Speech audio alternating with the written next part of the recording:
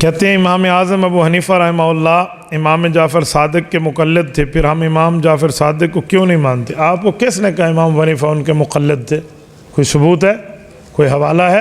کوئی پروف ہے؟ کوئی دلیل ہے؟ یا ایسے دھیکواں کھاتا ہے؟ کہیں سے کوئی ثابت نہیں ہے ایسی بات ہے۔ کسی کا شاگرد ہونا اور ہے اور اس کا مقلد ہونا اور ہے۔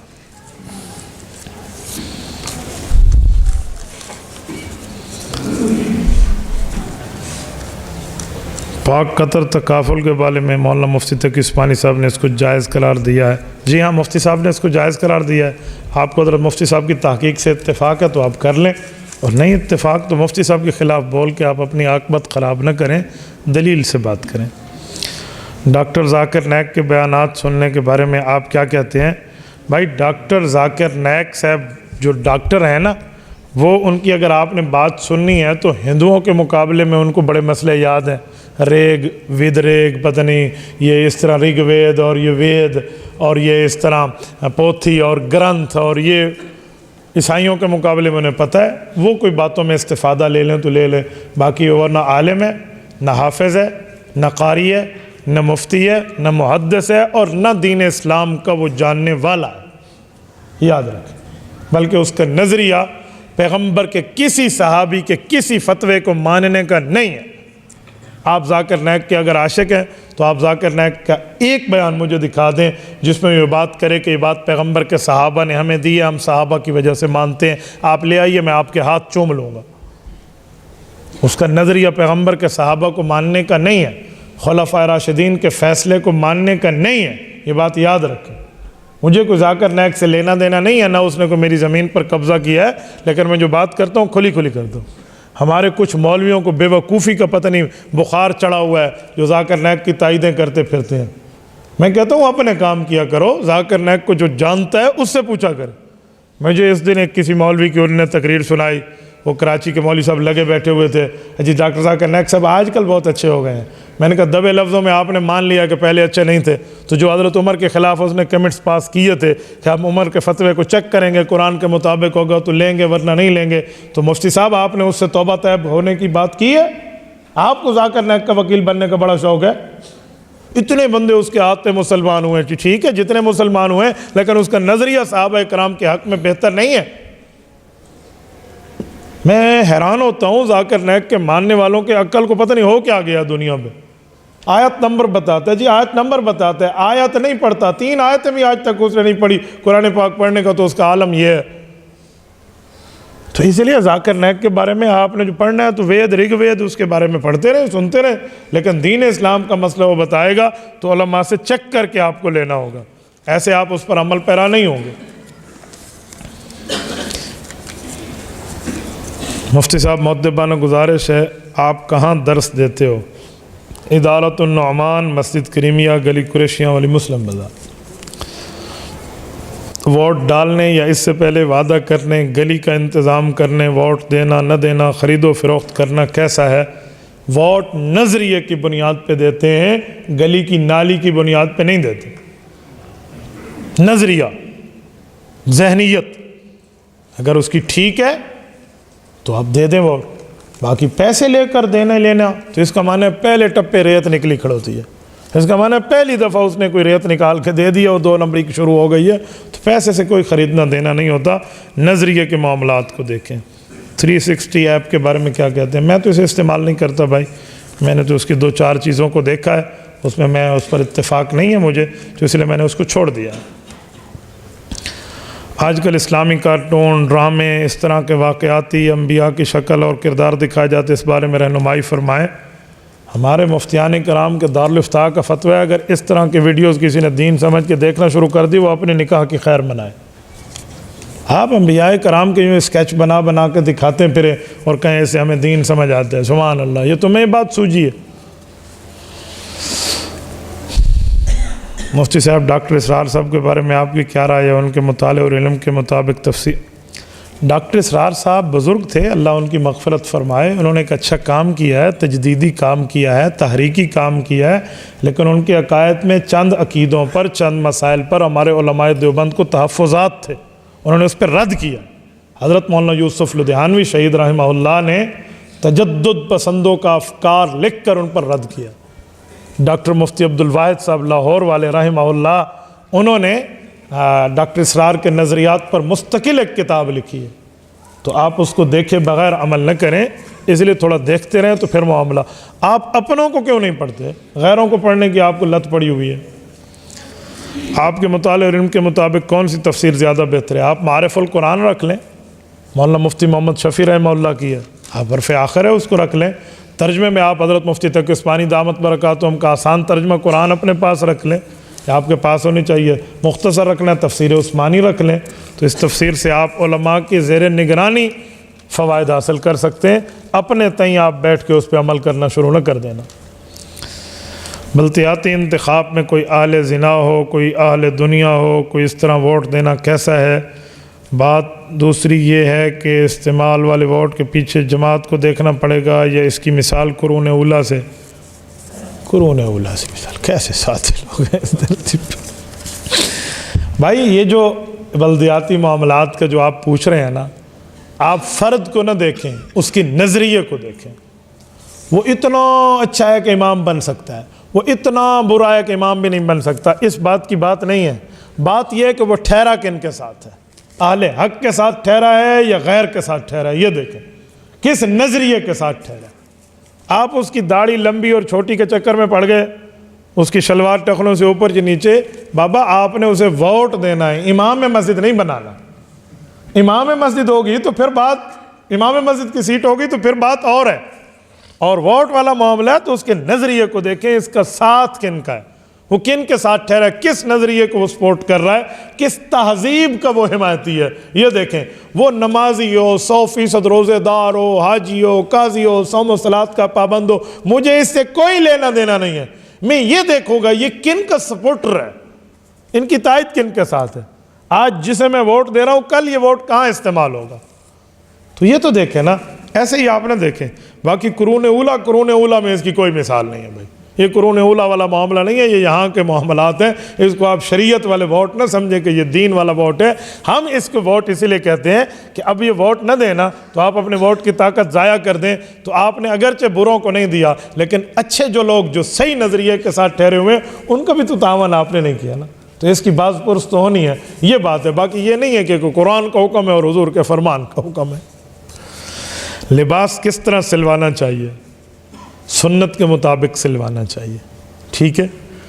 اور سنت کے مطابق کیسے ہے؟ جیسے اہل حق کا سنت کے مطابق لباس ہے، آپ دیکھ لیجئے، یہ سنت کے مطابق لباس ہے، اس طرح سلوانا چاہیے۔ دوسرے لفظوں میں بتاؤں، جس طرح کا لباس آپ اپنے امام مسجد کے لیے پسند کرتے ہیں نا، ویسا لباس اپنے لیے سلوانا چاہیے۔ اب سمجھ آ گیا؟ اگر آپ چاہتے ہیں کہ آپ کا امام صاحب پینٹ شرٹ پہن کے نماز پڑھائے تو اپنے لیے بھی وہی سلوا لو، اور اگر آپ چاہتے ہیں کہ آپ کے امام صاحب صحیح طور پہ جیسے آپ چاہتے ہیں اس طرح کا لباس ہو تو بہت اچھا ہے۔ میرے ایک جاننے والے تھے، وہ داڑھی مونڈتے تھے اور پینٹ شرٹ پہنتے تھے، مجھے کئی بار کسی نے کبھی اس کو سمجھاؤ، میں نے نہیں سمجھایا، مجھے پتہ ہے ماننے والا نہیں ہے۔ ایک دن اس نے خود پوچھا تو میں نے بتایا، مجھے کہنے لگے حضرت یہ مجھے کہتے ہیں داڑھی رکھ لو، پینٹ چھوڑ دو۔ میں نے کہا مجھ سے آپ کا کیسا تعلق ہے؟ کہتے بہت پیار کا تعلق ہے۔ میں نے کہا اگر میں داڑھی کٹا لوں اور پینٹ شرٹ پہن لوں آپ مجھ سے ملو گے؟ تو ملوں گا تو صحیح، لیکن دل دکھے گا، یہ ٹھیک نہیں کیا ہمارے استاد صاحب نے۔ تو میں نے کہا جو میرے لیے تجھے پسند نہیں ہے کہ مجھے برا لگے گا، وہ تو اپنے لیے کیوں پسند کر رہا ہے کہ تجھے اچھا لگے گا؟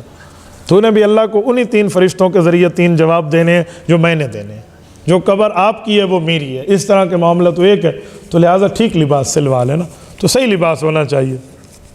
میں بہت حیران ہوں، یقین مانیے، ایک خاتون کے اس دن میں نے کمنٹس پڑھے، ایک اخبار میں چھپے ہوئے تھے کہ قمیض وہ پہنتا ہے جو اپنے پیٹ کو چھپانا چاہتا ہے، اور پینٹ شرٹ وہ پہنتا ہے جو اپنے پیٹ اس کا نہیں ہوتا، وہ صحیح ہوتا ہے۔ میں نے کہا شرٹ کی حد تک تو بات ٹھیک ہے، ورنہ پینٹ پہ ایک کمنٹ میں بھی کروں گا، پھر کیا چھپانا اور کیا دکھانے کے معاملات میں پھر تجھے برداشت کرنا پڑے گا۔ پتہ نہیں کیا سے کیا یہ عورتیں بات کر لیتی ہیں، تھوڑا گزارا کر کے بھائی ایکسلیٹر پریدا، ہاں تھوڑا گزارا کر کے آپ بات کریں، جو بات آپ کریں گے پھر آپ کو جواب بھی اس طرح کا آئے گا، پھر اسے آپ برداشت کریں۔ پھر یہ نہ کہیں مولوی صاحب پرسنل ہو گئے ہیں، پھر پرسنل کی بات نہیں ہے، پھر پرس کی بات بھی ہوگی اور پرسنل کی بات بھی ہوگی۔ ایک موٹر سائیکل مستری اپنی پوری مزدوری لے لیتا ہے، خراب سامان ہوتا ہے، لوہے کا ہے، وہ بھی اپنے پاس رکھ لیتا ہے، تو صاحب سے سوال ہے کہ یہ جائز ہے؟ بھائی خراب سامان وہ اپنے پاس رکھ لیتا ہے، نیا سامان آپ کو ڈال کے دیتا ہے، خراب سامان کا خراب جتنا رقم کا معاملہ طے کرتا ہے کہ بھئی نئے سامان ہے 3000 کا، خراب والا مجھے دو گے تو نیا آپ کو 1500 کا دوں گا، 1500 اس کا پڑ گیا، پھر تو جائز ہے۔ نہیں تو وہ کہتے تیرے کسی کام کا نہیں ہے، کسی کام میں اپنے پاس رکھتا ہوں، تو پھر مالک کی اجازت ضروری ہے، مالک اجازت دے گا تو رکھ سکے گا، ورنہ ایسے درزی بھی اگر ایک اتنا سا ٹکڑا کپڑے کا رکھ لے، یہ بھی قیامت میں اس کی جنت جانے میں آڑ بن سکتا ہے۔ یہ ذہن میں رکھنا، اس طرح کی مال کسی کے قبضہ نہ کریں۔ کسی کا مال آپ نے لینا ہے تو اس کے طیب قلب سے لیجئے، اس کی دلی اجازت سے لیجئے، ورنہ آپ کے لیے اس طرح کے معاملات جائز نہیں ہیں۔ میں تو ان درزیوں کو سمجھاتا ہوں کہ جو سوٹ سیتے ہیں نا، کہ کسی کا اتنا سا ٹکڑا بچے نا، وہ کسی کے کام کا ہے یا نہیں ہے، وہ بھی اس کو شاپر میں رکھ کے واپس کر دو۔ ہمارے شاگرد ہیں بھائی فضل الرحمان، بہت اچھا سوٹ سیتے ہیں ماشاءاللہ، میرے بھی سوٹ وہی سیتے ہیں، تو وہ چھوٹا سا کپڑا ہو یا بڑا کپڑا ہو وہ واپس رکھ کے دیتے ہیں ہر بندے کو۔ اس کے دو فائدے ہیں، ایک تو آپ دیانتدار بن رہے ہو، اور دوسرا آپ کے دل میں لالچ ختم ہو جائے گا۔ یہ تھوڑا ہے سب کے کپڑے توڑ کے۔ میں ایک گھر گیا، وہاں دعوت تھی ہماری، یقین مانیے میں جب باہر نکلا نا، میں نے ان کے برآمدے میں دیکھا ایک پیٹی بڑی سی پڑی ہوئی تھی، بڑا سا وہ پیٹی جس میں لوگ سامان رکھتے ہیں، اس کے اوپر اس طرح کور ڈالا ہوا تھا، اور مختلف رنگ تھے، کو پیلا، نیلا، سبز، سیاہ، سفید، سرخ، چھوٹے چھوٹے ٹکڑے کاٹ کے۔ میں نے انہیں کہا یہ کیا ہے؟ انہوں نے کہا ہماری بہن جی ہیں، وہ درزانی صاحبہ ہیں، اور چھوٹے چھوٹے کپڑے بچ جاتے ہیں، کاٹ کے اس نے یہاں کا بنا لیا۔ میں نے کہا کپڑے اتنے اس نے کہاں سے لیے؟ کہتے ہیں لوگوں کے بچ جاتے ہیں۔ میں نے کہا ان سے پوچھا ہے؟ تو یہ کوئی پوچھنے کی بات ہے؟ میں نے کہا جو تم نے مجھے کھانا کھلایا، اگر پیسے اس درزانی صاحبہ نے دیے ہیں تو مجھ سے پیسے واپس لے لو، یہ حرام کیا آپ نے ہمیں دعوت کھلائی ہے، حلال کی نہیں کھلائی۔ لوگوں کے پیسے چوری کر کے اس کے کپڑے آپ اپنے گھر کے بنا لیتے ہیں۔ کہتے انہوں نے اجازت دی ہے، تو میں نے کہا پھر کہو ہم نے پوچھا، پھر تو ٹھیک ہے، اور اگر اجازت نہیں ہے تو اے چھوٹے چھوٹے کپڑے تو سب پوری لیر بڑھا کے بیٹھے ہوئے۔ بھائی یوں نہیں بن سکتا، کچھ بھی ہو، ایک ذرہ بھی ہو نا، اس بارے میں آپ کو پوچھ کے چلنا ہوگا۔ مفتی صاحب مکمل وسیلے کا قائل، آپ کس حد تک وسیلے کے قائل ہیں تفصیل سے بتائیں؟ بھائی میں وسیلے کا قائل ہوں، وسیلے کے ساتھ دعا مانگیں تب بھی جائز ہے، وسیلے کے بغیر مانگیں تب بھی جائز ہے۔ احمد میں کو لیتے، میں سمجھتا ہوں ختم ہو گئے، آپ اپنے پاس رکھ کے بیٹھے ہوتے ہو۔ وسیلے کے ساتھ دعا مانگیں تب بھی جائز ہے، وسیلے کے بغیر مانگیں تب بھی جائز۔ وسیلہ کسی نیک آدمی کا دیں، اچھی عبادت کا دیں، کسی بزرگ کا دیں، وہ فوت ہو گیا ہو، وہ زندہ ہو، جو بھی ہو، یا اس بزرگ نے ابھی آنا ہو، تب بھی وسیلہ جائز ہے۔ جیسے حضرت امام مہدی نے آنا ہے، ہم کہہ سکتے ہیں اللہ آنے والے امام مہدی جو پیدا ہوں گے ان کے وسیلے سے ہمیں عطا فرما دے، جائز ہے۔ قرآن کریم سورت نمبر 2 سورۃ البقرہ آیت نمبر 190 رب کریم فرماتے ہیں وَكَانُوا مِن قَبْلُ يَسْتَفْتِحُونَ عَلَى الَّذِينَ كَفَرُوا۔ پچھلی امت کے مسلمان جب کافروں سے جہاد کرنے کے لیے نکلتے تو حضور پاک کے دنیا میں آنے سے پہلے حضور کا وسیلہ دیتے، اللہ فرماتے ہیں میں انہیں فتح عطا فرماتا۔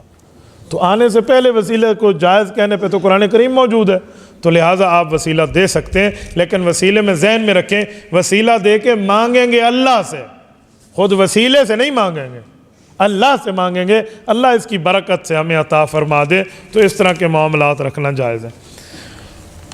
مفتی صاحب ہم نماز جلدی پڑھیں لیکن صحیح پڑھیں، ثواب میں کوئی کمی ہے؟ جلدی پڑھنے کا معنی یہ ہے کہ آپ نے ارکان صحیح ادا کیے ہیں، آپ نے تلاوت تیز کر لی ہے تو آپ کی نماز ہو جائے گی، اس میں کوئی ثواب کی کمی کی بات نہیں ہے۔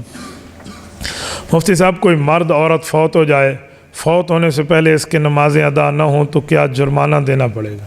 کفارے کو جرمانہ، کیسا زبردست لفظ اس نے بولا، یہ تو وہی ہے سال کے سال جرمانہ ادا کرتا ہوں، زکوٰۃ کوئی نہ کہے، پھر چٹیے جرمانہ آپ سمجھ رہے ہیں۔ خدا کے بندے، نمازیں کسی کی رہ گئی اور وہ فوت ہو گیا تو نمازوں کا کفارہ ادا کرنا ہوگا، فدیہ ادا کرنا ہوگا۔ ایک نماز کا فدیہ اتنا ہے جتنا ہم تمام لوگ فطرانہ ادا کرتے ہیں۔ پورے مہینے میں فطرانہ کوئی 2.5 کلو کے لگ بھگ ہے، گندم کے حساب سے 2.5 سیر ہے، تو آپ نے یہی ادا کرنا ہے، اتنی رقم۔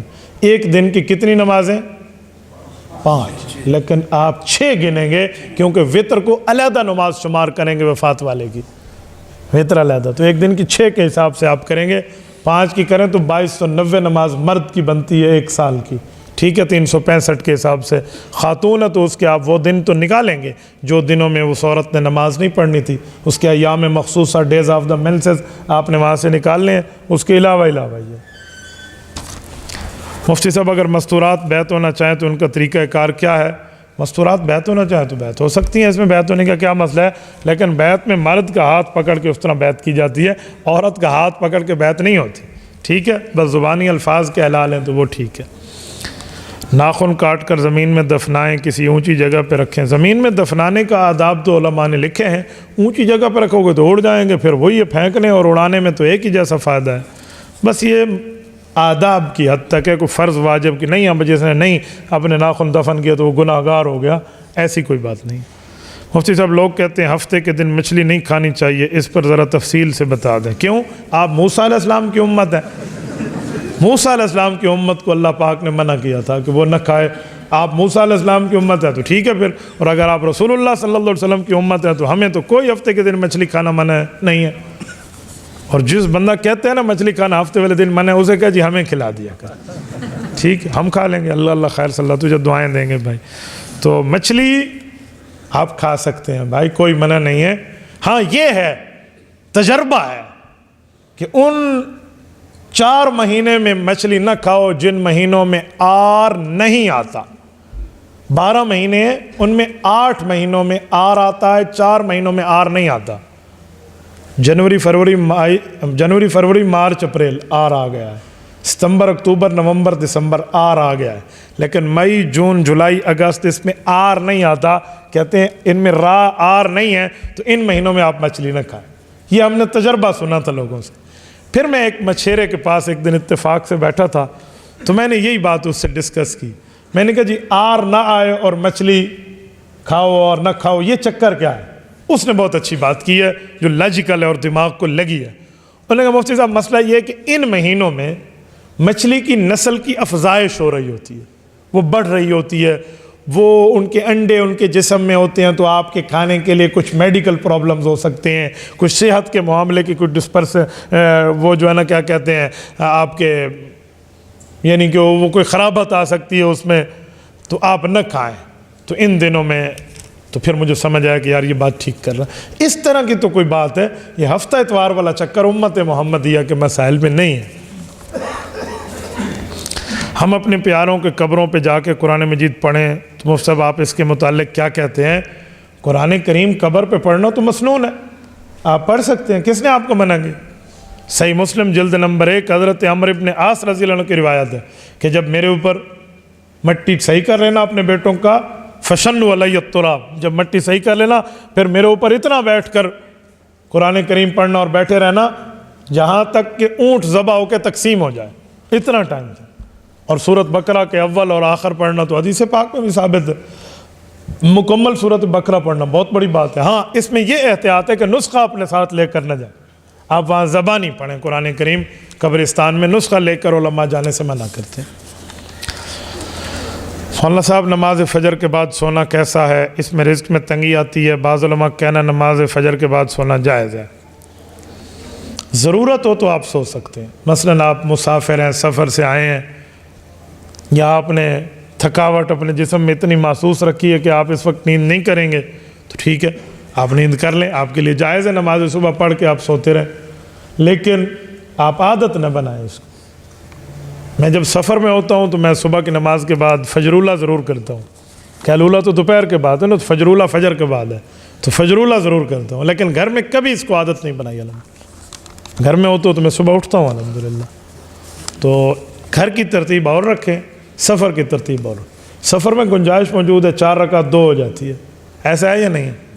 تو پھر گھر میں آپ کے معاملات اور ہونے چاہیے. تو نماز فجر کے بعد نہ سونا تو بہتر ہے. سونا ہے تو ضرورت کی بنیاد پہ سونا ہے, ویسے نہیں ہے. میں نے ایک بندے کو کہا, میں نے کہا اشراق پڑھ کے سو جایا کرو. اس نے مجھے کہا مفتی صاحب اشراق تک میں جاگ پڑا تو پھر ظہر تک نیند نہیں آتی. تو بہرحال اپنے اپنے تجربے کی بات ہے. یہ پورا خط لکھا ہوا ہے, اللہ اس کو حج پہ لے جائے.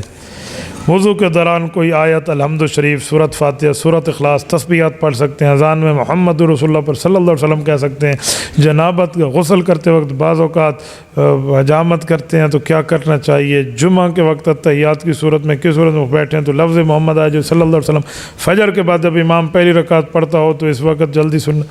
یار درمیان میں بندہ کوئی نمبر بھی لگا لیتے ہیں سوالات کے بھی، 1 نمبر 2 نمبر 3 نمبر، آپ اکٹھے لکھتے گئے۔ یہ وہی حال ہے، آپ کا کیا حال ہے؟ آپ خیریت سے؟ میں بالکل ٹھیک ہوں، میں نے کھانا کھایا تھا، میری طبیعت بہت ٹھیک ہے، آپ کی طبیعت ٹھیک ہے، میں اس محلے میں رہتا ہوں، ساری بات ایک ہی لائن میں کہہ دی، کیا سمجھ آئے گا کسی کو بھائی کیا ہوا ہے اور کیا نہیں ہوا؟ وضو کے دوران آپ کوئی آیت پڑھ سکتے ہیں، یعنی یہ سمجھتا ہے کہ اگر میں وضو کے دوران آیت پڑھ لوں تو لوگ سمجھتے ہیں مثلا بسم اللہ الرحمن الرحیم میں نے پڑھ لیا تو ساتھ بسم اللہ بھی پانی میں بہہ جائے گی، تو ایسی بات کوئی نہیں ہے بھائی، ٹھیک ہے؟ آپ اس طرح پڑھ لیں۔ وہ حدیث پاک میں تو دعائیں ملتی ہیں مستحبات وضو میں کہ وَوَسِّعْ لِي فِي دَارِي، کہ اے اللہ میرے گھر کی برکت فرما دے، جنت میرا گھر واضح، اس طرح کی کئی دعائیں ہیں، تو پڑھنے میں کوئی حرج نہیں ہے۔ جب اذان آئے تو محمد الرسول اللہ پہ صلی اللہ علیہ وسلم کہہ سکتے ہیں۔ اذان کے جواب کے لفظ اللہ کے رسول نے سکھائے ہیں، فَقُولُوا مِثْلَ مَا قَالَ الْمُؤَذِّنُ، فرمایا جو مؤذن کہے وہی تم کہو۔ تو مؤذن صلی اللہ علیہ وسلم کہتا ہے تو پھر آپ کیوں کہتے ہیں؟ تو وہی کہیں۔ اللہ فرق یہ ہے کہ جب اذان کا ترجمہ کیا جا رہا ہو یا سمجھایا جا رہا ہو یا اذان کا مطلب بتایا جا رہا ہو تو حضور پاک کے نام پہ آپ ضرور صلی اللہ علیہ وسلم کہہ سکتے ہیں، کوئی منع نہیں، لیکن اذان کے لفظوں میں صلی اللہ علیہ وسلم ہمیں نہیں سکھایا گیا، یہ ذہن میں رکھنا، الفاظ اور ہیں مطلب مراد اور ہے۔ اور حی علی الصلاۃ حی علی الفلاح کی جگہ اللہ کے رسول نے فرمایا آپ نے لا حول ولا قوت الا باللہ پڑھنا ہے، بس یہ ہے۔ الصلاۃ خیر من النوم کے جواب میں آپ نے صدقت و بررت و بالحق نطقت یہ آپ نے کہنا ہے۔ قد قامت الصلاۃ کے جواب میں ادامہ اللہ و اقامہ کہنا ہے۔ یہ تو جوابات موجود ہیں، لیکن صلی اللہ علیہ وسلم آپ ترجمہ کر رہے ہوں یا سمجھایا جا رہا ہو یا رسول اللہ کے نام کا ذکر آئے تو اس وقت آپ کہہ سکتے ہیں، ورنہ آپ نے اذان میں یہ لفظ کہنا شروع کر دیا تو کل لوگ صلی اللہ علیہ وسلم کو اذان کا حصہ بنا لیں گے۔ تو ہم اذان کو اپنی مرضی سے کوئی حصہ نہ بنا سکتے نہ گھٹا سکتے۔ اگر اپنی مرضی سے ہم نے اذان کو بڑھانا ہوتا تو لا الہ الا اللہ پہ اذان ختم ہوتی ہے تو محمد الرسول اللہ کہنے کا کیا حرج تھا؟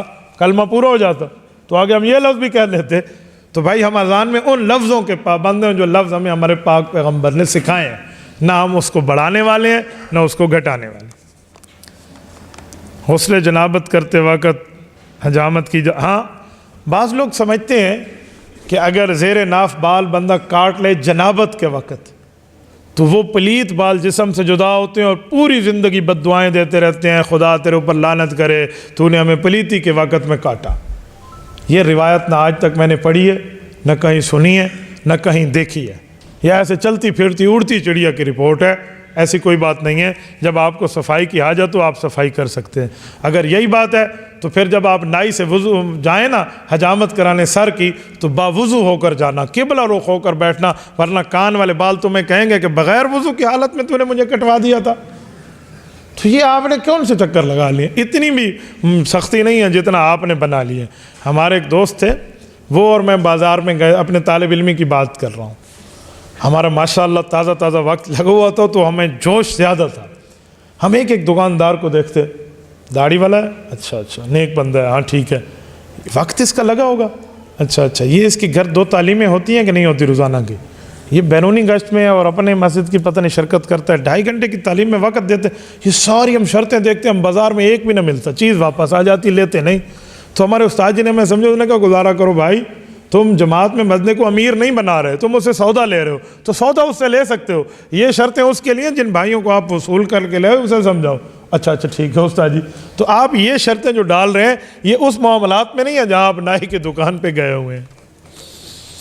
جمعہ کے وقت تحیات کی صورت میں کسی اور صورت میں بیٹھیں، جمعہ کے خطبے کے وقت، خطبہ جمعہ کے وقت کوئی خاص حالت مذکور نہیں ہے کہ اس طرح بیٹھو ضروری ہے، اس طرح نہ بیٹھو۔ ہاں نماز کی حالت میں بیٹھنا اچھا ہے تحیات میں، لیکن ایک آدمی مجبور ہے، اسے گھٹنے کا مسئلہ ہے، تو ایک طرح پہ اس بیمار آدمی کو نماز پڑھنے کا اللہ نے پابند نہیں بنایا، کھڑے ہو کے پڑھ ورنہ بیٹھ کے پڑھ ورنہ لیٹ کے پڑھ، تو ہم خطبہ سننے کو اسے پابند ایک حالت پہ کیوں بنائے؟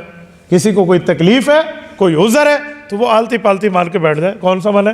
جیسے آسانی ہے ویسے بیٹھ جائے، لیکن عام طور پہ آپ نماز کی اتحیات والی شکل میں، کوئی خاص شکل نہیں آپ یوں بیٹھیں، مثلا پہلے خطبے میں یوں ہاتھ بند ہوں اور دوسرے خطبے میں ہاتھ کھول دیں، یہ غلط ترتیب ہے، لوگوں نے اپنی طرف سے بنائی ہے، ایسا کچھ بھی نہیں ہے۔ ہاں یہ ہے کہ سلام و کلام وہاں نہ ہو، اذا خرج الامام فلا صلاۃ ولا کلام، امام اب خطبے کے لیے آ گیا تو آپ آ گئے ہیں بھئی یہ کر لو جی وہ کر لو فلاں فلاں، اس طرح کے معاملات آپ نے بولنا وغیرہ نہیں ہے، تو اس طرح تو آپ بیٹھ سکتے ہیں اور خطبہ بڑی توجہ اور انہماک سے سنیں۔ حضور پاک علیہ السلام کا خطبے میں نام آئے تو صلی اللہ علیہ وسلم، بھائی آپ نے خطبہ خاموشی سے سننا ہے، اگر پڑھنا ہے آپ نے کچھ تو دل کی زبان سے پڑھیں، منہ کی زبان سے نہ پڑھیں، کیونکہ اس وقت انصات کا حکم ہے، خاموشی کا حکم ہے۔ اور جب قرآن اور سنت خاموشی کا لفظ کہہ دے پھر اپنی طرف سے نہیں پڑھتے۔ مجھے یہ بتائیں قرآن کریم کی آیت ہے سورۃ نمبر 7 سورۃ اعراف آیت نمبر 204، رب کائنات نے فرمایا وَإِذَا قُرِئَ الْقُرْآنُ فَاسْتَمِعُوا لَهُ وَأَنصِتُوا لَعَلَّكُمْ تُرْحَمُونَ، کہ لوگوں جب قرآن پڑھا جائے تو خاموش رہو اور توجہ سے سنو تاکہ تمہارے اوپر رحمت ہو۔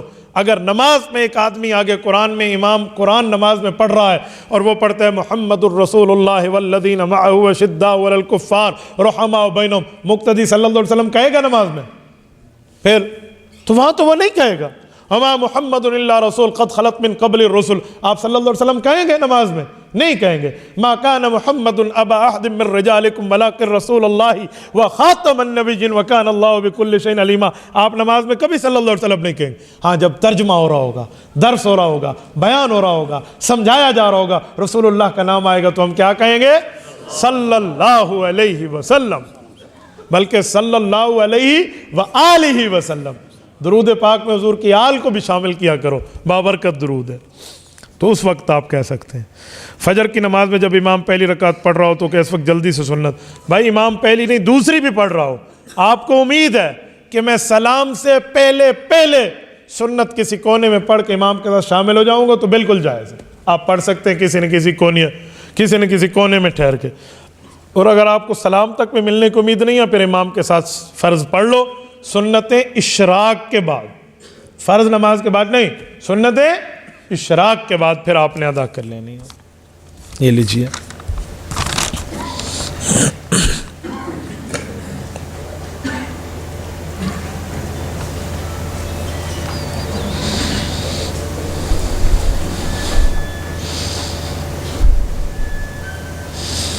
یہ کوئی سائنسی دھماکہ ہوا ہے اور سائنس نے تھیوری پیش کی ہے اور اس آیت میں یہ چیز ہے اور دھماکہ ثابت ہے۔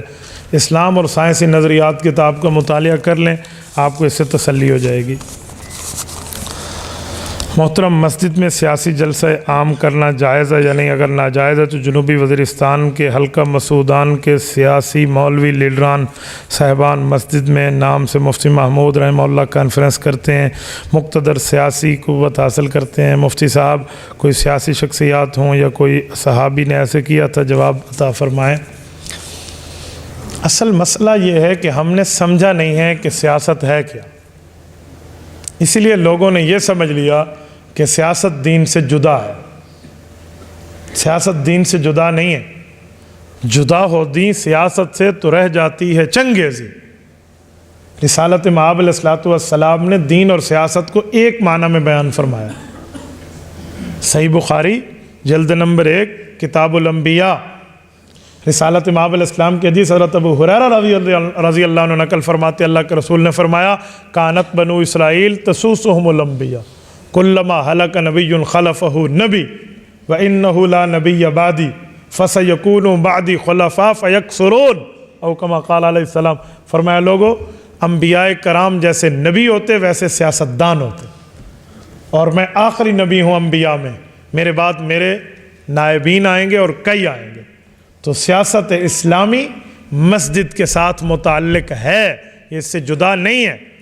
جس طرح ممبر خطابت کے لیے ہے، مصلی امامت کے لیے ہے، ویسے سیاست کا تعلق مسجد کے ساتھ ہے۔ سیاست اسلامی، سیاست ایمانی، سیاست روحانی، شیطانی سیاست نہیں جس میں بینڈ باجے اور بگڑے اور باجیاں اور باجوں کے معاملات ہوں، میں ان کی بات نہیں کر رہا، میں اسلامی طرز سیاست کی بات کر رہا ہوں۔ یہ مسجد کے ساتھ ریلیٹڈ ہے، مسجد میں کوئی سیاست کی بات اسلام کے طور پہ کرے تو یہ سنت کے مطابق کر رہا ہے۔ یہ نظریہ انگریز نے ہمیں دیا ہے کہ مولوی ہو کر سیاست کر رہا ہے، دیندار ہو کر سیاست کر رہا ہے، ممبر پہ بیٹھ کر سیاسی بات کر رہا ہے۔ بھائی مولوی ممبر پہ بیٹھ کر جب قرآن حدیث سنائے گا تو سیاست والی حدیث نہیں سنائے گا، تو سیاسی بات کرے گا مولوی ممبر پہ۔ کیوں؟ سیاست انبیاء کی میراث ہے اور انبیاء کے وارث علماء ہیں، تو وہ کریں گے۔ یہ جو میرے بھائی کا سوال ہے، اس کے دل میں دین کا درد ضرور ہے، لیکن اس کو اس حدیث پاک اور دین کا علم نہیں ہے۔ میں اس بھائی کی نفی نہیں کرتا، میں اس کے جذبے کو سلام پیش کرتا ہوں جو اس نے سوال کیا، لیکن میری بات کا جواب بھی سمجھیے۔ جو آپ کے دل میں دین کا درد ہے نا، تو آپ یہ کہنا چاہ رہے ہیں کہ سیاسی بات مسجد میں کیوں ہے؟ بھائی سیاست شیطانیہ اور سیاست اسلامیہ میں فرق ہے۔ اسلامی سیاست کی بات مسجد میں، مدرسے میں، ممبر پہ، محراب میں کرنا عین طریقہ اسلام ہے۔ میں اس کی مثال دیتا رہتا ہوں۔ کوئی بندہ کبھی گلہ کرتے ہوئے کہے کہ آج ریل پٹڑی پر جا رہی تھی، تو لوگ کہیں گے بھائی ٹھیک ہی تو ہے، ریل پٹڑی پہ جائے گی، کوئی موٹر وے پہ تو نہیں جائے گی، بے ریل سی پیک پہ جا رہی ہے، ایسے تو نہیں ہوگا۔ سی پیک ریل والا ٹریک نہیں، موٹر والا ٹریک۔ تو بھائی مولوی ممبر کو سیاست کے لیے استعمال کر رہا تھا، بابا کرے گا وہ، کیونکہ وہ سیاست کو نبوت کی میراث سمجھتا ہے۔ تو اس طرح کے مسائل میں سیاسی طور پہ عالم کو گفتگو کرنی چاہیے اور ممبر پہ کرنی چاہیے۔ میں ان علماء کو اپریشیٹ کرتا ہوں جو ممبر کو اسلامی سیاست کے لیے استعمال کرتے ہیں، میں سلام پیش کرتا ہوں۔ کیوں؟ وہ حدیث پاک کے مطابق عمل کر رہے ہیں۔ بخاری شریف کی حدیث میں صرف نماز کا ذکر نہیں ہے، صرف روزے کا نہیں ہے، صرف حج کا نہیں ہے، صرف زکوٰۃ کا نہیں ہے، صرف نکاح کا نہیں ہے، صرف قربانی کا نہیں ہے، صرف داڑھی کا نہیں ہے، صرف پگڑی کا نہیں ہے، صرف دینداری کی عام طور کی بات نہیں ہے۔ وہاں حدیث میں سیاست اسلامی کی بھی بات ہے۔ تو مولوی سیاست اسلامی کی بات مسجد میں کرے گا، کرنی چاہیے۔ میں اپنے جمعے میں ایک مرتبہ سیاسی عنوان پر الیکشن کے دنوں میں بات کر رہا تھا، تو ایک ایس پی ریٹائر میرے جمعے کے مقتدی تھے، وہ کھڑے ہو گئے۔ میں نے کہا ممبر کو سیاست کے لیے استعمال کرتے ہو؟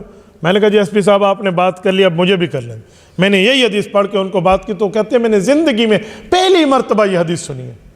بابا ہم نے بھنگڑوں کو، ہم نے باجوں اور باجیوں کے نچوانے کو اور قوم کی عزتوں کو برسر چوک نیلام کرنے کو سیاست سمجھا۔ یہ سیاست نہیں ہے۔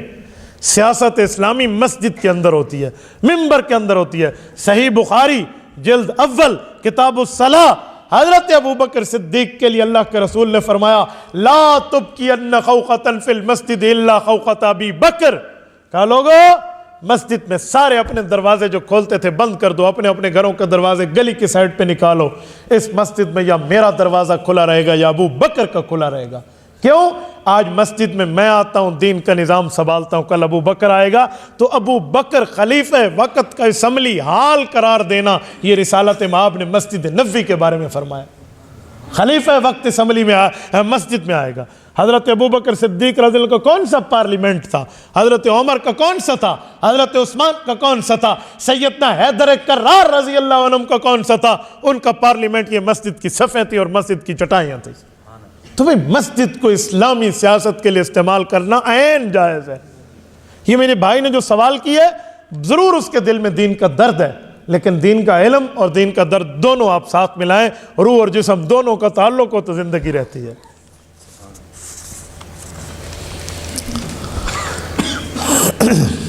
مفتی صاحب میرا سوال ہے، ہمارے محلے کا پانی بورنگ کا ہے جس کا ماہوار بل 200 روپے کے لگ بھگ آتا ہے، پر کنیکشن بہت سے لوگوں نے وہاں چوری لگائے ہوئے ہیں، 2 کنیکشن لگائے ہیں، جو ایک کا بل دیتا ہے ایک کا نہیں دیتا، پانی استعمال کرتے، اس کے بارے میں کیا خیال ہے؟ بھئی محلے کی بورنگ ہے اور اس کا بل کسی نے چوری کیا، مجھے تو اس سوال کا سمجھ نہیں آتا۔ محلے میں جو بورنگ لگتا ہے اس کا بل تو حکومت دیتی ہے، یہ محلے کی بات ہے۔ ہاں یہ محلے کی بات ہے، مسجد کا مسئلہ تو نہیں ہے، تو اس کا بل تو حکومت دیتی ہے، تو حکومت کو جا کر کہو کسی نے کیا کیا اور کیا نہیں کیا، تو وہ اس کا مسئلہ ہے، ہمارا مسئلہ نہیں ہے۔ نیچے لکھا ہوا ہے اس پر نماز اور غسل وغیرہ اس پہ ہوتے ہیں وضو۔ یہ کہتے ہیں چوری کے پانی سے غسل ہوتا ہے، بابا چوری کے پانی سے غسل بھی ہوتا ہے اور وضو بھی ہوتا ہے، لیکن چوری کرنا گناہ ہے۔ چوری کرنا گناہ ہے نا بھائی، چوری کا پانی کوئی پیشاب تو نہیں بن جاتا، چوری کا پانی پانی ہوتا ہے۔ ایک بندہ چوری کر کے لے آئے، پانی ہو کے وضو کر لو تو وضو بھی ہو جائے گا، غسل بھی ہو جائے گا، لیکن چوری کرنا گناہ ہے۔ چوری کرنا تو غلط نہیں، اور وہ ٹھیک نہیں ہو جائے گا۔ مجھے ایک بات بتائیں، چوری کے دودھ سے چائے پک سکتی ہے یا نہیں؟ چوری کے دودھ سے چائے پک سکتی ہے، لیکن وہ پینا غلط ہے، کیوں؟ چوری کا دودھ ہے۔ تو بھائی اسی طرح چوری کے پانی سے وضو ہو سکتا ہے، لیکن اس پانی کا استعمال ٹھیک نہیں ہے، آپ نہ کریں، غلط ہے۔